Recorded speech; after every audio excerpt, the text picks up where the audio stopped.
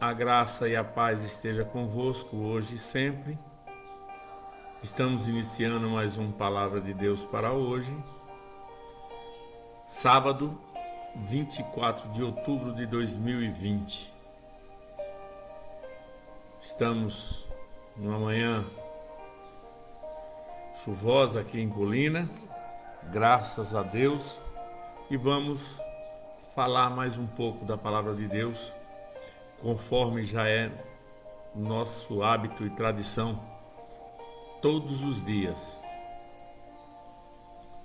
É muito importante que você acesse o meu canal no YouTube, canal Luiz Melquiades Júnior, Palavra de Deus para hoje, que você se inscreva, acione o sininho das notificações, curta, compartilhe, comente,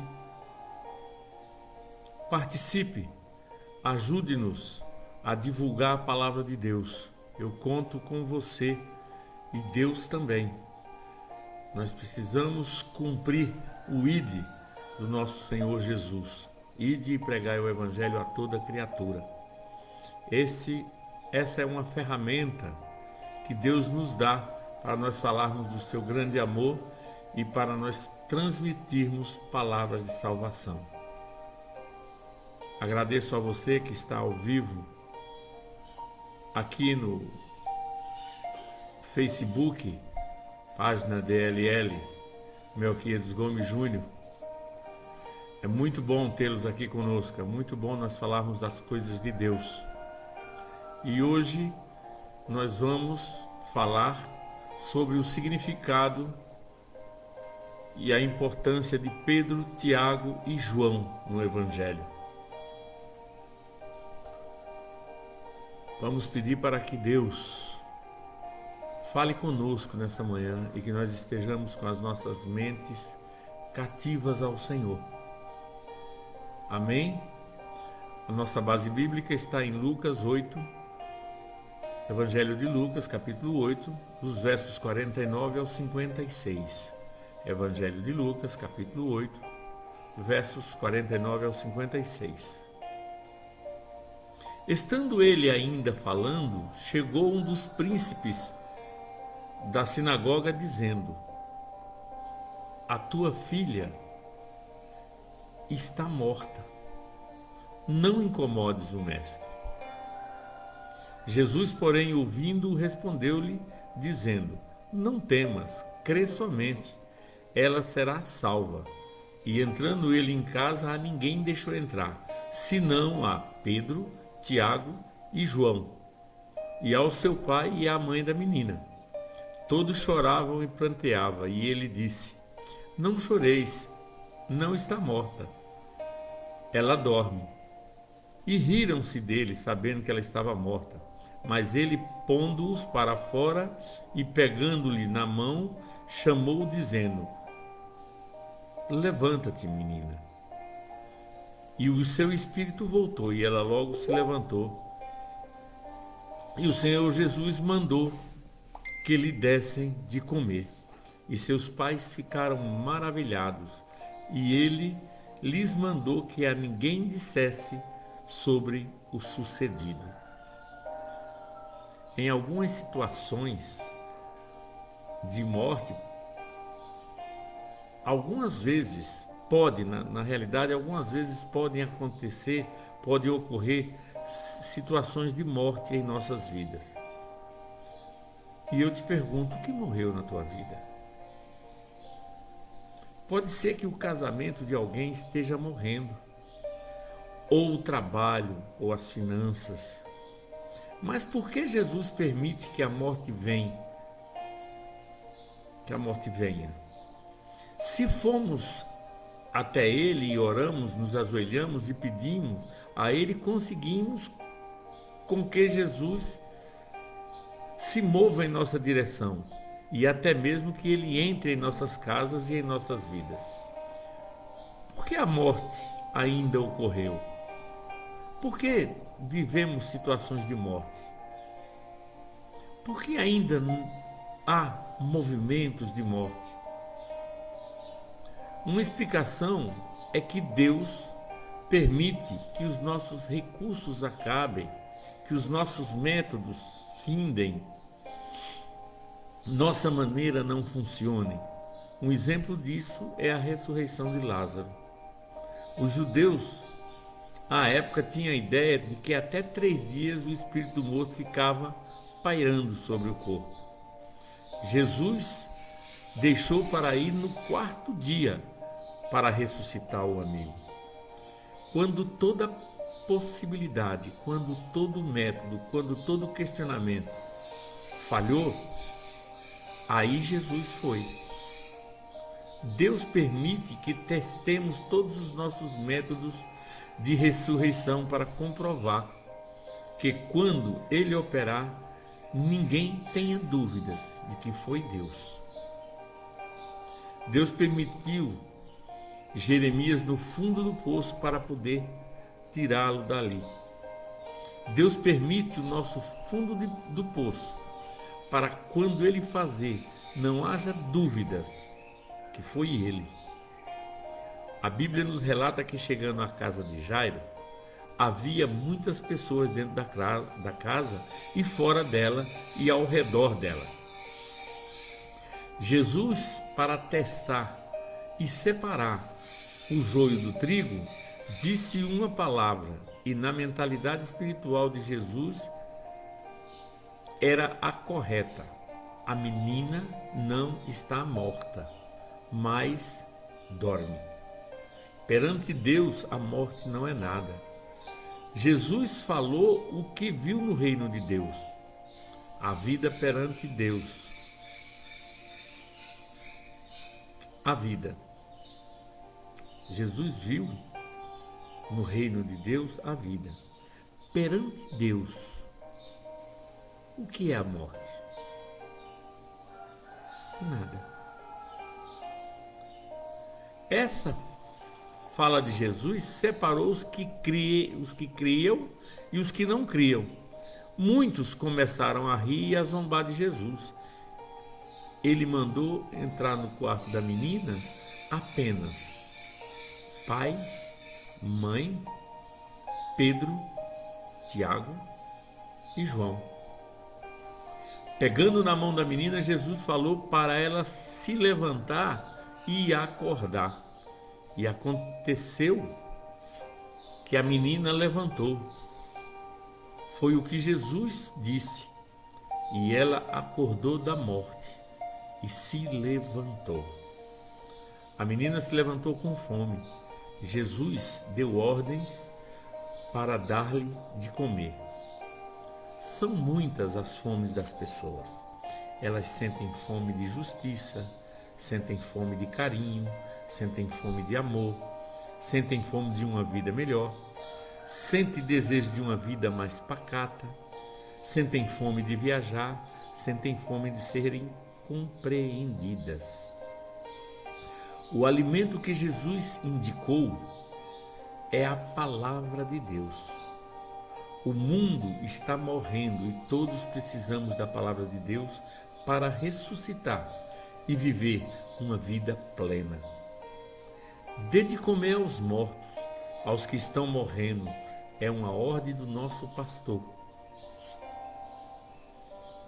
sumo sacerdote Jesus Cristo, aquele que é a cabeça da igreja, o dono dela, o fundador dela.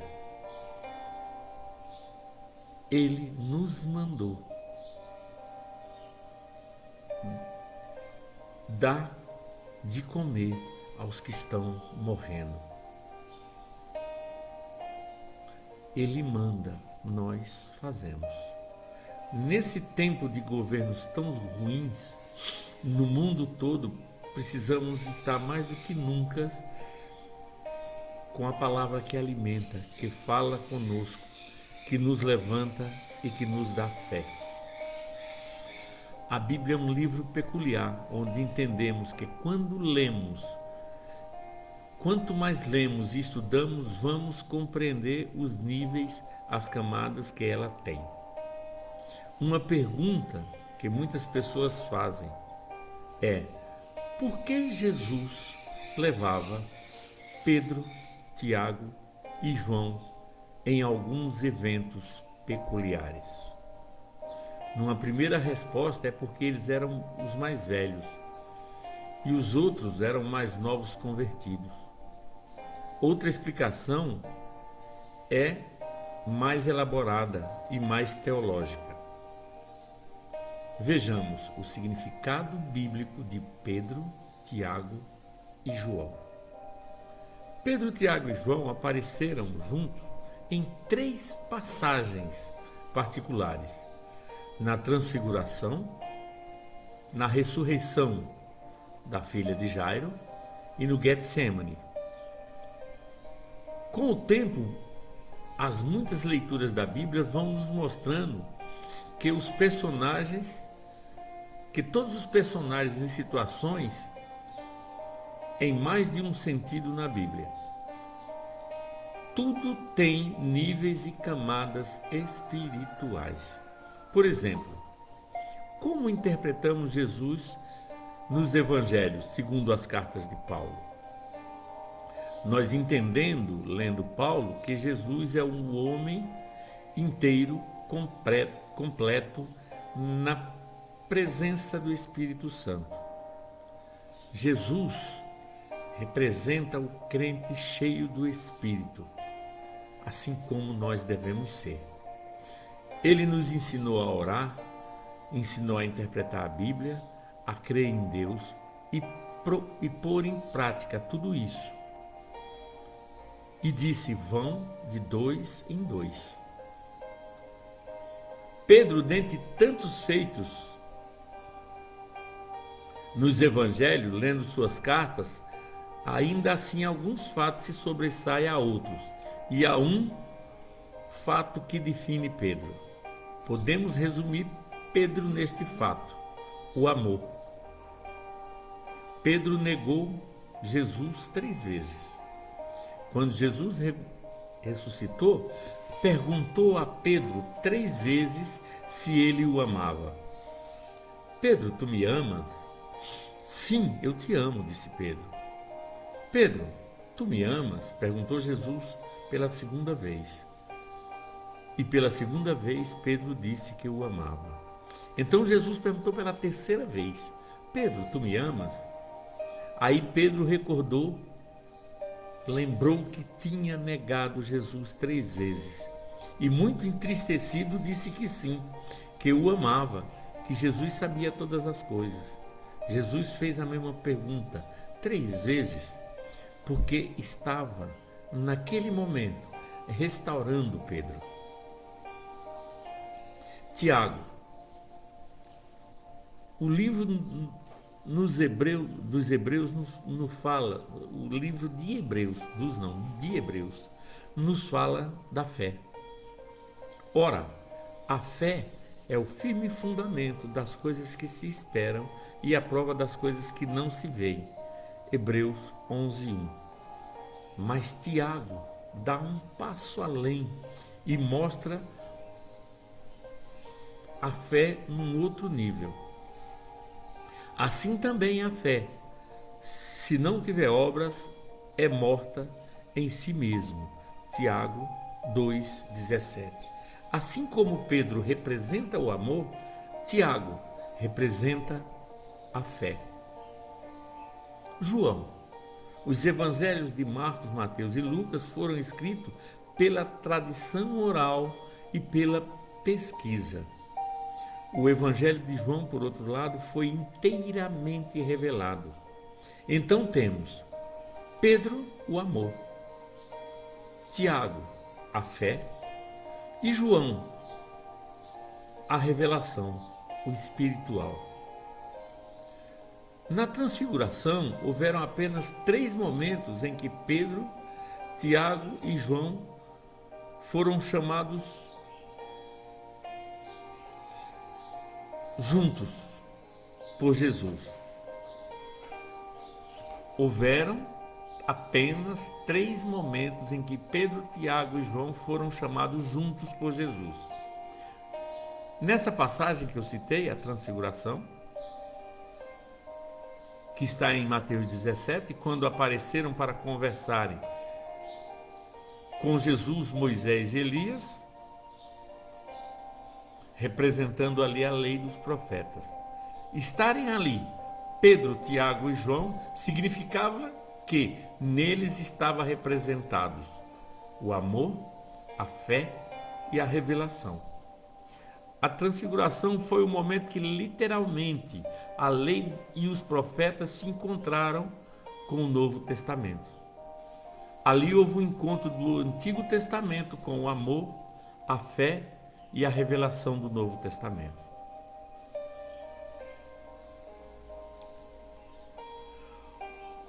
O Antigo Testamento encontrou com o Novo Testamento na transfiguração de Jesus. Na passagem de Jairo, Jesus chamou os três para ajudá-los a fazer o milagre. Porque eles representavam e representam o amor, a fé e a revelação. Não dá para fazer a obra de Deus sem amor.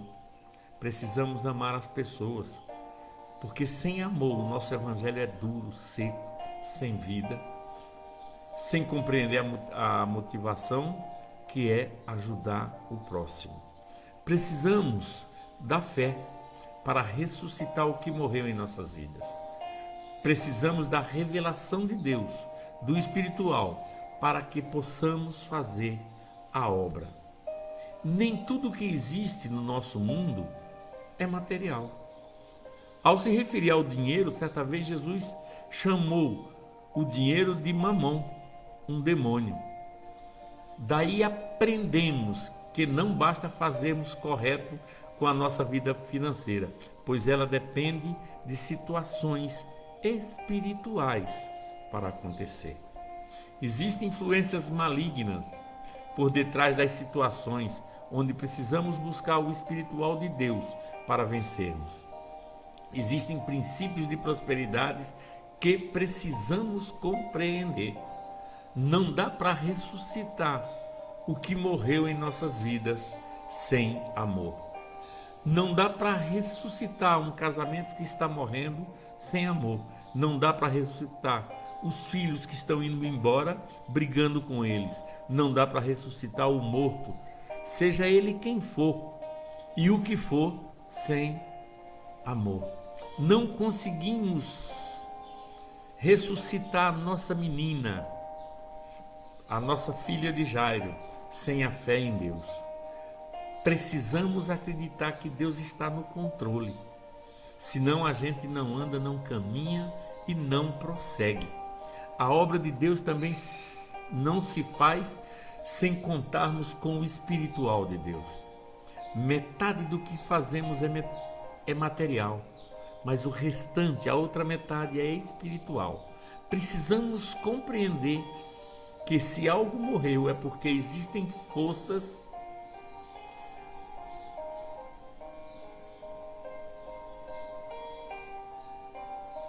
e nós não sabemos quais são que estão operando para a morte. Sem a revelação, não dá para prosseguir. Andar sem revelação é andar na matéria, na carne e na nossa força.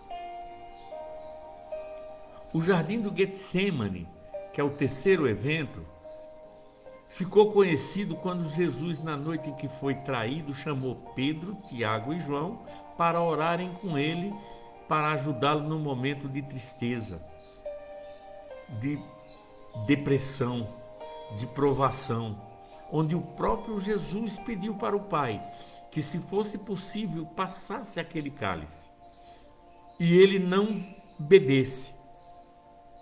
Mas não era possível, Jesus tinha que passar tudo o que passou. Traição, prisão, morte, para chegar à ressurreição. Naquele momento de extrema dor, extrema angústia, naquele momento de muita agonia e sofrimento, Jesus chamou Pedro, o amor, Tiago, a fé, e João, a revelação. Existem provações que são quase impossíveis de passarmos.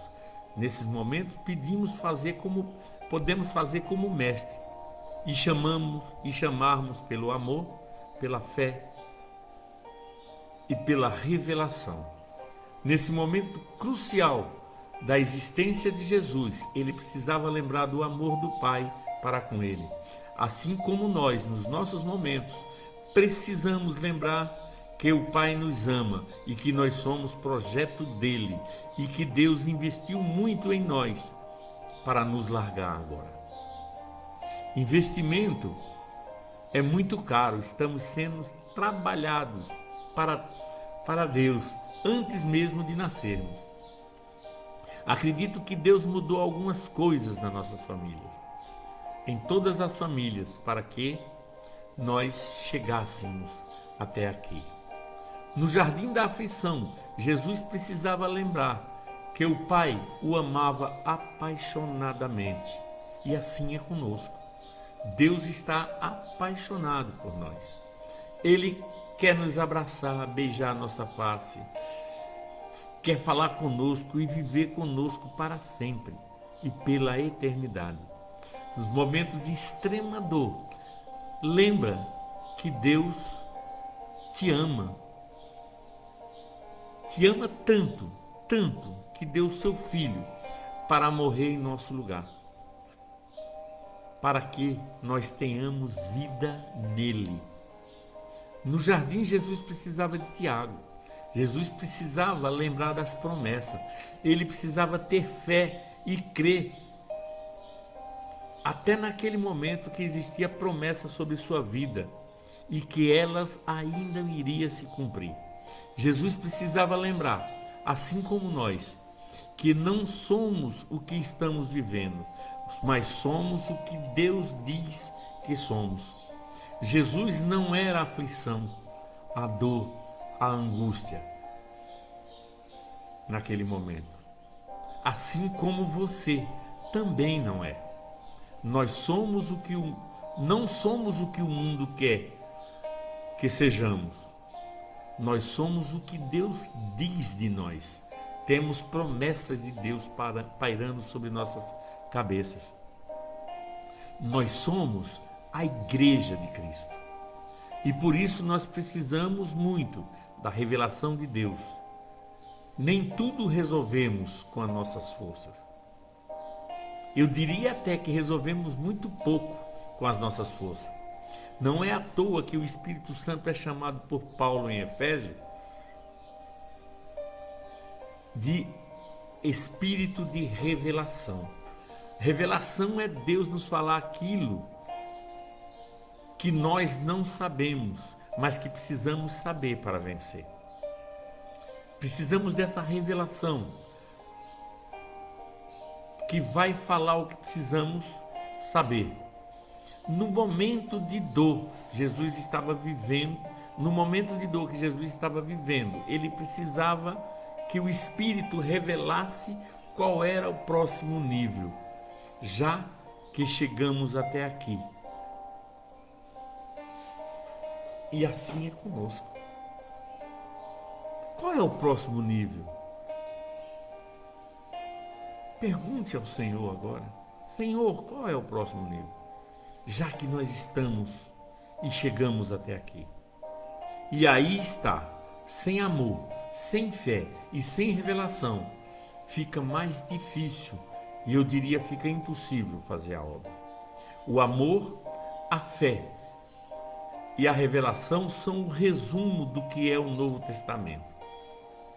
E o Novo Testamento deve ter principalmente, para ser feito, o amor, a fé e a revelação. O amor ao próximo, conforme ensinado por Jesus. A fé em Deus e a revelação do Espírito Santo. O que é o amor? O amor é querer tanto o bem do outro mais do que o seu próprio bem. O que é a fé? A fé é acreditar em quem falou. E a revelação? Revelação é Deus nos falando aquilo que não sabemos e precisamos saber para termos a vitória. Espero que você tenha recebido essa mensagem de fé. Espero que a partir de hoje você viva em amor, em fé e em revelação. Que Deus os abençoe. Fica em paz. Deus é o amor, a fé e a revelação na sua vida. Que o grande amor de Deus, que a graça maravilhosa do nosso Senhor e Salvador Jesus Cristo e que a doce comunhão consoladora do Espírito Santo esteja com você hoje e sempre. Amanhã às 7h30 estaremos novamente falando mais uma palavra de Deus para hoje. Espero você. Nos acompanhe durante todo o dia no YouTube, canal Luiz Melquiades Júnior, Palavra de Deus para hoje. Receba meu beijo, um forte abraço e saiba, eu te amo em Cristo Jesus. Fica com o amor, com a fé e com a revelação. Graça e paz. Até amanhã, se Deus quiser.